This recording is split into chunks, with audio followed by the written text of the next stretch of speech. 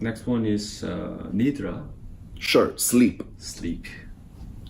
How do you see this in Korea? Are people there having sleeping problems or? Yeah, many of my patients also having the same like lack of sleep, and they complain a lot from sleep, but they don't think that's a serious problem in their life. Yeah.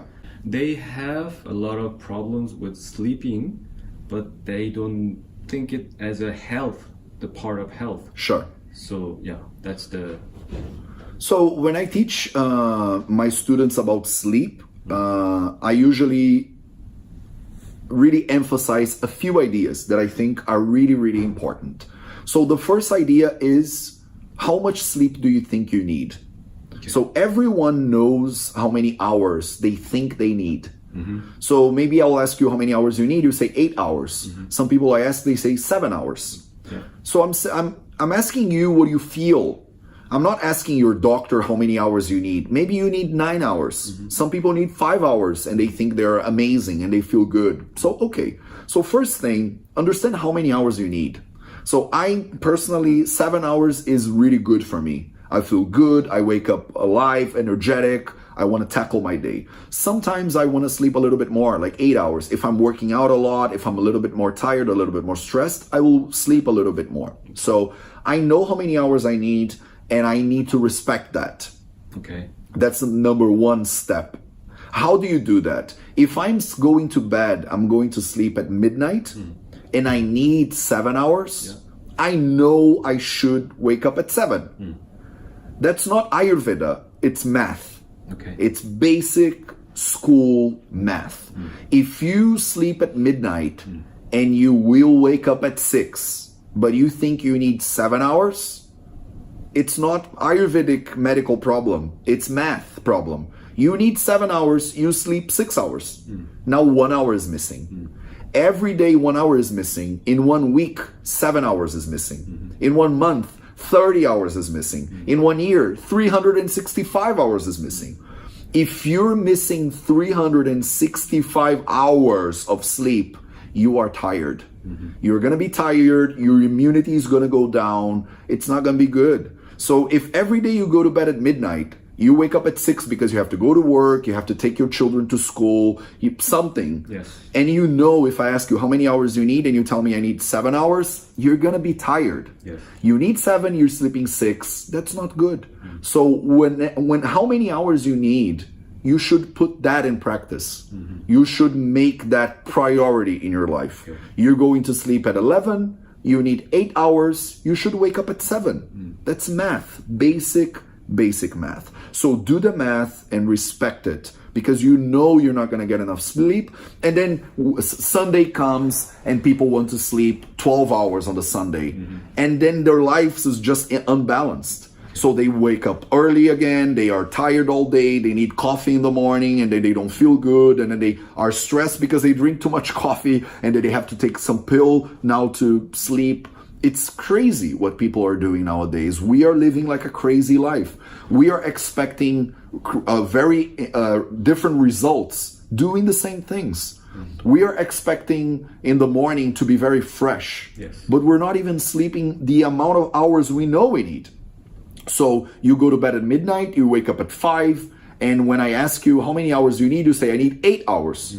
You wake up at 5, you didn't get 8, so you're very tired. And then you go to work, and then you get to work, and then you tell people, oh, I'm so tired today. I don't know why I'm so tired. I don't do anything without my coffee first. I need my coffee, otherwise I'm grumpy. And then you like treat people badly, and then you do poor work, and then you do people, oh, I don't know why I'm so tired. I'm so tired these days. Why? How can you not know why you're so tired? You need 8 hours, you slept 5. Yeah, I think people don't really connect this sleep with their health. That's the problem in Korea, actually. They try to reduce their sleep to accomplish or to achieve their life goal or something, but they're sacrificing their health to get something. But I don't know, how should we guide them, like, and is it possible to compensate their, like, for instance, I have to sleep 8 hours. I slept 7 at night. And can it be compensated through the nap, or is it it's never gonna work like that, or? Well, the nap is a different thing that I think has many controversial Yes. ideas surrounding it. According to traditional Ayurvedic knowledge, we're very clear that napping during the day is not good. So sleeping during the day, we call it diva swapna. So it's swapna, sleeping diva during the day. And it's contraindicated in most cases. In a few cases, if you're sick, if you're pregnant, if you're very old, if it's too hot, where you are, sleeping during the day is acceptable. So generally speaking, sleeping during the day is not good, especially if you do it after food. If you take food and sleep, you're not going to digest your food. So we talked about food as the first one. Now you're using sleep you eat bad food and you do bad sleep, so you're just making a pile of a very unhealthy life, right? So I was talking to you before about the sleep, and two things that I think are really important. And the first thing is to know how many hours you need and respect that. You have to know. You should try.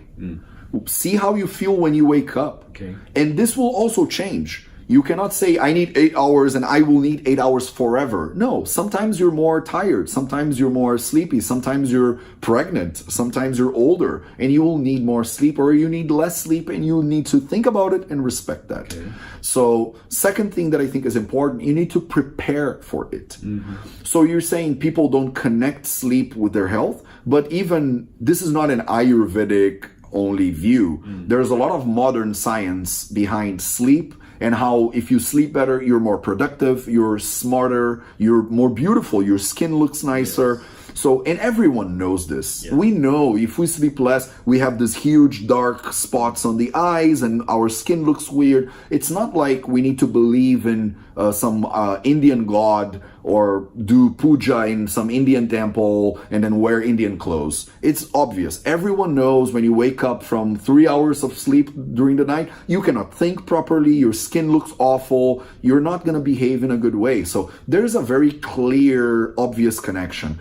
What I see with my students is that people are just not thinking about it. So whenever we talk about it like we're doing right now, when people see this, they go like, oh my God, yeah, it makes perfect sense. So a lot of my students, they joke with me. They say, you're not teaching Ayurveda, you're teaching common sense. Common sense means everything I already knew, but I wasn't thinking about it. So now we're making people think about it. And when they think about it, they think Ayurveda is actually easy. They think, oh, Ayurveda, you have to know your dosha, and then you have to go to India to do panchkarma, and then you have to eat a bunch of spicy food, and then I don't know this thing, masala, I don't like cumin, I'm not gonna eat cumin. You don't have to do any of these things. No oil massage? No oil massage, putting oil on your eyes or anything like. You can do these things. And if you're sick, maybe we will use these things for therapy. But just for general life, Ayuhu means your life. Vedaha is the knowledge of your life. So if you know who you are and how your body works, and you respect that, you're probably gonna live like really well. So the second thing that I'm always talking about sleep is preparing for sleep. So first you need to respect, and then you need to prepare. If you are taking a long ride in your car, if you're going by car from Seoul, where is the furthest way you can go from Seoul by car? To Busan. To Busan, how long is the trip? It takes probably 4 to 5 hours. Okay, so imagine you're taking a car to Busan, you're gonna go 5 hours inside your car. You will put gasoline on the car, you will see if the tires are good, you will drink water inside the car because you're gonna get thirsty, you make maybe sandwiches because you have your family, people are gonna eat something. Sometimes you even have to stop in the middle because you have to buy something because you forgot. If you just go inside a random car, you don't check if there has gas, you don't check the tires, no water, no food, and you just go to Busan, and you do that every day in your life, it's not going to be a good trip. It's not going to be a good experience. If you go to Busan, it takes 5 hours, and you prepare for the trip. Sleeping is a trip that sometimes takes 7 hours, 8 hours, and people expect the body to sleep perfectly like this with no preparation. So there's many things that I advise people to do as preparation for sleep, and we can talk about few things. There's many, but a few things that I see nowadays that are horrible is, number one, exposure to stimulus before you go to sleep. Nowadays, people have their phone in their face and they sleep on the phone even. So the phone is sending light and you're looking at something on Facebook or something, so your mind is very stimulated. Or you're watching Netflix or a movie. You guys do Netflix in Korea a lot? It's common? So you have some movie with explosions or something. So you're getting your mind a lot of stimulation. And then you expect your mind just to turn off and sleep. It doesn't work like that. Yeah, people just think like, why can I sleep? I put my head on the pillow, I should be sleeping, but they think it's weird. Yeah. They don't think about the stimulants and everything.